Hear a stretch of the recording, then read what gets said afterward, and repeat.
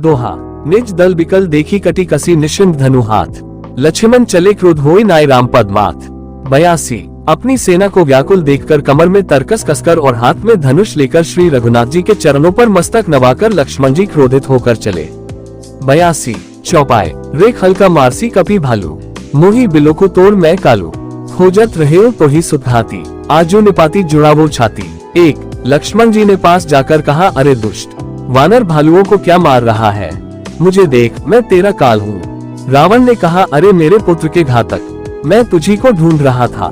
आज तुझे मारकर अपनी छाती ठंडी करूंगा। 1। अस कही छानेसी बाण प्रचंडा, लक्ष्मण किए सकल सतखंडा। कोटन आयुध रावण डारे, तिल प्रवान करी काटी निवारे। 2। ऐसा कहकर उसने प्रचंड बाण छोड़े। लक्ष्मण जी ने सबके सैकड़ों टुकड़े कर डाले। रावण ने करोड़ों अस्त्र शस्त्र चलाए। लक्ष्मण जी ने उनको तिल के बराबर करके काटकर हटा दिया। 2। पुनि निज बानन कीन प्रहारा, स्यंदनु भांजी सारथी मारा।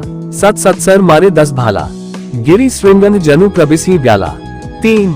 फिर अपने बाणों से उस पर प्रहार किया और उसके रथ को तोड़कर सारथी को मार डाला। रावण के 10 मस्तकों में 100 बाण मारे। वे सिरों में ऐसे पैठ गए मानो पहाड़ के शिखरों में सर प्रवेश कर रहे हों। 3। पुनि सुत सर मारा उर्माही, परेव धरनी तल सुधी कछु नहीं। उठा प्रबल पुनि मुरुछा जागी, छानेसी ब्रह्म दीन ही जो सांगी। 4। फिर 100 बाण उसकी छाती में मारे, वो पृथ्वी पर गिर पड़ा, उसे कुछ भी होश न रहा। फिर मूर्छा छूटने पर वह प्रबल रावण उठा और उसने वह शक्ति चलाई जो ब्रह्मा जी ने उसे दी थी। 4। क्षण सो ब्रह्म दत्त प्रचंड शक्ति अनंत उर लागी सही, पर्यो बीर बिकल उठाव 10 मुख अतुल बल महिमा रही। ब्रह्मांड भवन विराज जाके एक सिर जिमी रजकनी, तेही चह उठावन मूल रावण जान नहीं त्रिभुवन धनी। वह ब्रह्मा की दी हुई प्रचंड शक्ति लक्ष्मण जी की ठीक छाती में लगी।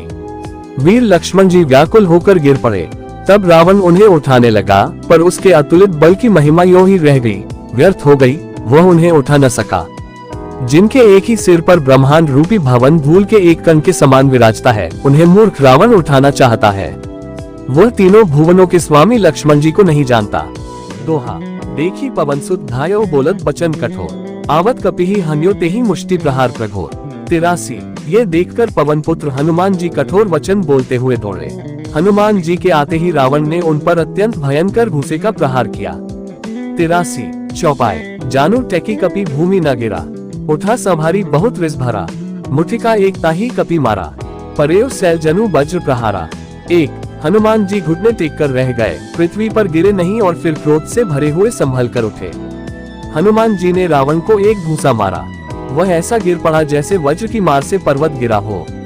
1। मुरुछा गए बहोरी सो जागा, कपि बल विपुल सराहन लागा। धिग धिग मम पौरुष धिग मोही, जो ते जियत रहेसी सुरद्रोही। 2। मूर्छा भंग होने पर फिर वह जागा और हनुमान जी के बड़े भारी बल को सराहने लगा। हनुमान जी ने कहा, मेरे पौरुष को धिक्कार है और मुझे भी धिक्कार है, जो है देवद्रोही, तू अब भी जीता रह गया। 2। अस कही लक्ष्मण कहूँ कपि ल्यायो, देखी दसानन विस्मय पायो। कह रघुबीर समुझू जी अभ्राता, तुम कृतांत भक्षक सुर त्राता। 3। ऐसा कहकर और लक्ष्मण जी को उठाकर हनुमान जी श्री रघुनाथ जी के पास ले आए। ये देखकर रावण को आश्चर्य हुआ। श्री रघुवीर ने लक्ष्मण जी से कहा, हे भाई, हृदय में समझो, तुम काल के भी भक्षक और देवताओं के रक्षक हो। 3। सुनत बचन उठी बैठ कृपाला, गई गगन सो शक्ति कराला। पुनि कोदंड बांध गही धाये, रिपु सन्मुख अति आतुर आए। 4। ये वचन सुनते ही कृपालु लक्ष्मण जी उठ बैठे, वह कराल शक्ति आकाश को चली गई। लक्ष्मण जी फिर धनुष बाण लेकर दौड़े और बड़ी शीघ्रता से शत्रु के सामने आ पहुँचे। 4। क्षण आतुर बहोरी विभंजी स्यंदन सूत हति व्याकुल कियो, गिरियो धरनी दस्कंधर बिकलतर बांध सद बेध्यो हियो। सारथी दूसर घाली रथ ते ही तुरत लंका ले गयो, रघुबीर बंधु प्रताप पुंज बहोरी प्रभु चरणन ही नयो। फिर उन्होंने बड़ी ही शीघ्रता से रावण के रथ को चूर चूर कर और सारथी को मारकर उसे रावण को व्याकुल कर दिया। 100 बाणों से उसका हृदय बे दिया, जिससे रावण अत्यंत व्याकुल होकर पृथ्वी पर गिर पड़ा। तब दूसरा सारथी उसे रथ में डालकर तुरंत ही लंका को ले गया। प्रताप के समूह श्री रघुवीर के भाई लक्ष्मण जी ने फिर आकर प्रभु के चरणों में प्रणाम किया। दोहा। ओहा दसानन जागी करी करे लाग कछु यज्ञ, राम विरोध विजय चह 60 बस अति यज्ञ।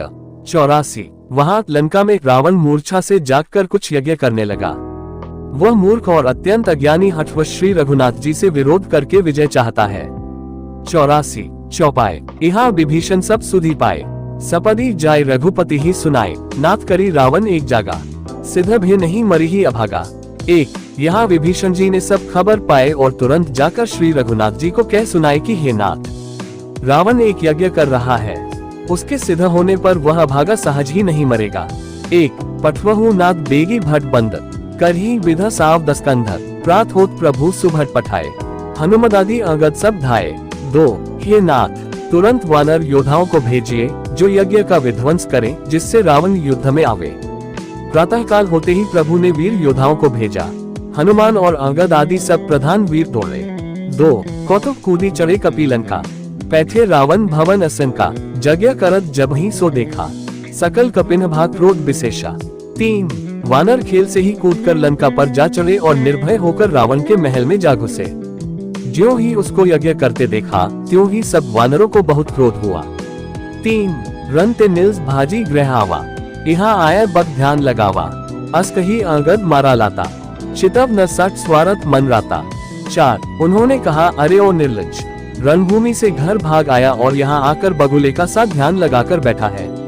ऐसा कहकर अंगद ने लात मारी, पर उसने इनकी ओर देखा भी नहीं, उस दुष्ट का मन स्वार्थ में अनुरक्त था। 4 क्षण नहीं चितव जब करी कोप कपी गही दसन लातन हमारही, धरी केस नारी निकारी बाहर तेत दिन पुकारही, तब उठे क्रोध कृतांत सम गही चरण बान डारई, एही बीच कपिन विधस कृत मख देखी मन मोह हारई। जब उसने नहीं देखा तब वानर क्रोध करके उसे दांतों से पकड़कर काटने और लातों से मारने लगे। स्त्रियों को बाल पकड़कर घर से बाहर घसीट लाए, वे अत्यंत ही दीन होकर पुकारने लगी। तब रावण काल के समान क्रोधित होकर उठा और वानरों को पैर पकड़कर पटकने लगा।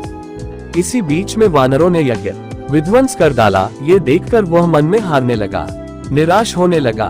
दोहा यज्ञ विधसी कुशल कपि आए रघुपति पास, चलेओ निशाचर कुरध होई त्यागी जीवन कयास। 85 यज्ञ विध्वंस करके सब चतुर वानर रघुनाथ जी के पास आ गए। तब रावण जीने की आश छोड़कर क्रोधित होकर चला। 85 चौपाए चलत हो ही अति अशुभ भयंकर, बैठे ही गीत उड़ाए सिरन पर, भयो कालबस काहू न माना, कहेसी बजावहु युद्ध निशाना। 1 चलते समय अत्यंत भयंकर अमंगल अपशकुन होने लगे। गीत उड़ उड़कर उसके सिरों पर बैठने लगे, किंतु वह काल के वश था, इससे किसी भी अपशकुन को नहीं मानता था। उसने कहा, युद्ध का डंका बजाओ। 1 चली तमीचर अनि अपारा, बहु गज रथ पदाति अस्वारा, प्रभु सन्मुख धाय खल कैसे, सलभ समूह अनल कह जैसे। 2 निशाचरों की अपार सेना चली, उसमें बहुत से हाथी, रथ, घुड़सवार और पैदल हैं। वे दुष्ट प्रभु के सामने कैसे दौड़े, जैसे पतंगों के समूह अग्नि की ओर जलने के लिए दौड़ते हैं।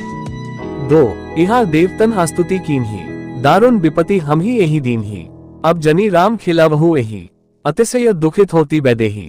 3 इधर देवताओं ने स्तुति की हे श्री राम जी, इसने हमको दारुण दुख दिए हैं, अब आप इसे अधिक न खिलाइए, जानकी जी बहुत ही दुखी हो रही हैं।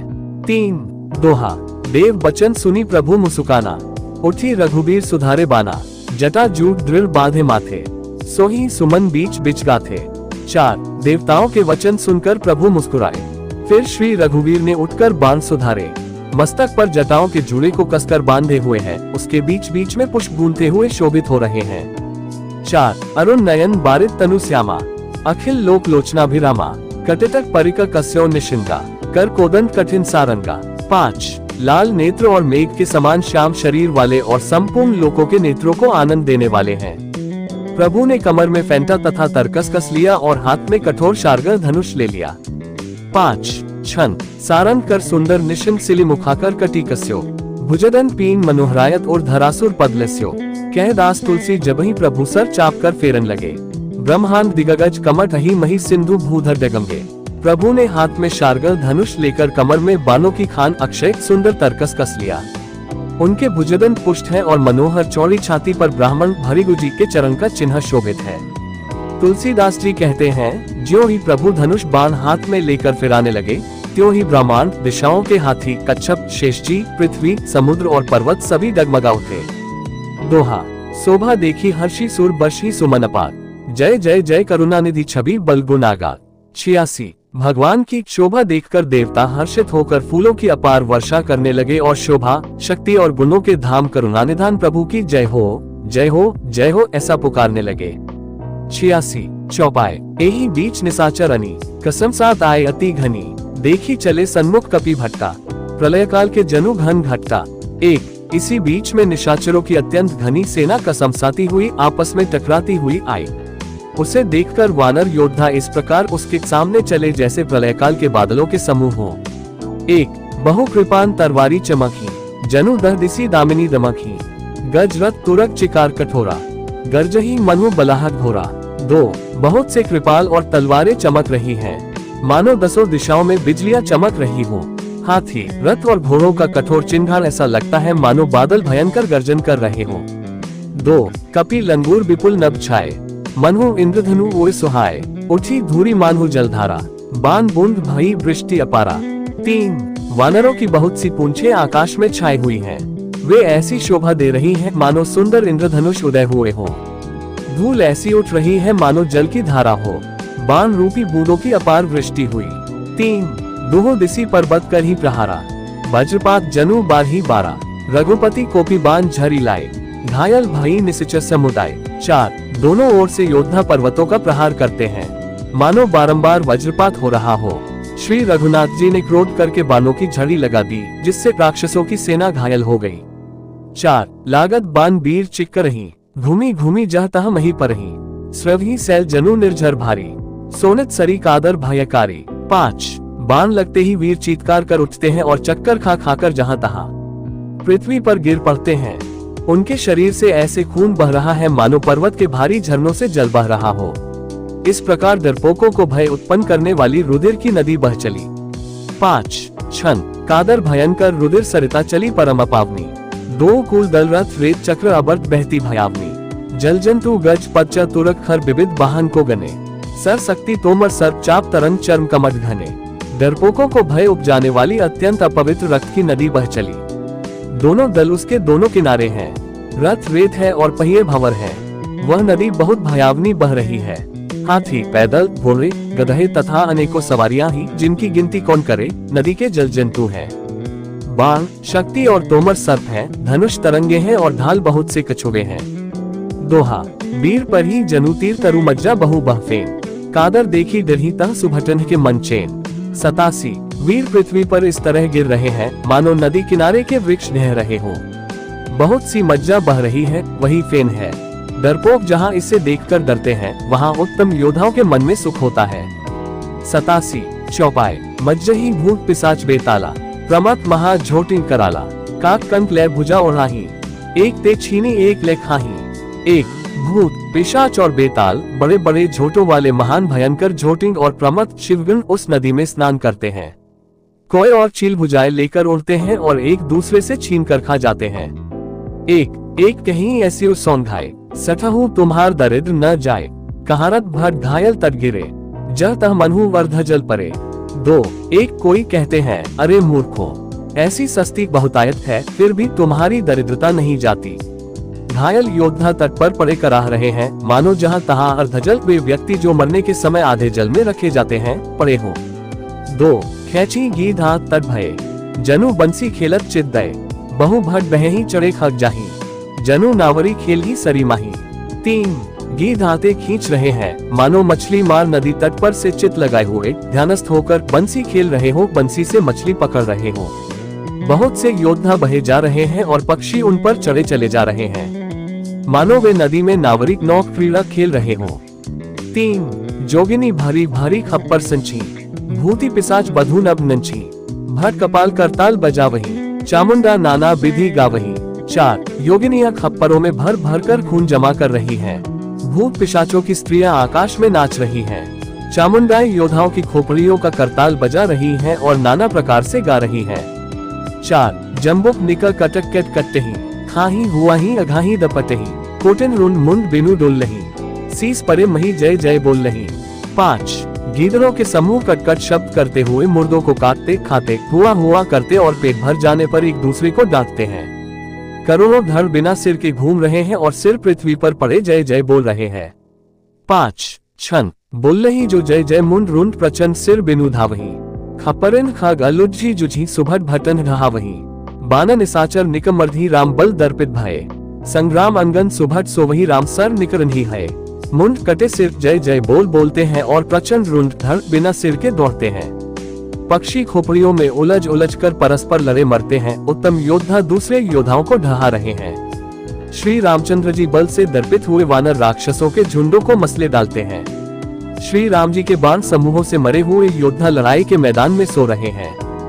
दोहा। रावण हृदय बिचारा भान निसिच संघार। मैं अकेल कपि भालू बहु माया करो न पार। 88। रावण ने हृदय में विचारा कि राक्षसों का नाश हो गया है। मैं अकेला हूँ और वानर भालू बहुत हैं, इसलिए मैं अब अपार माया रचूं। 88।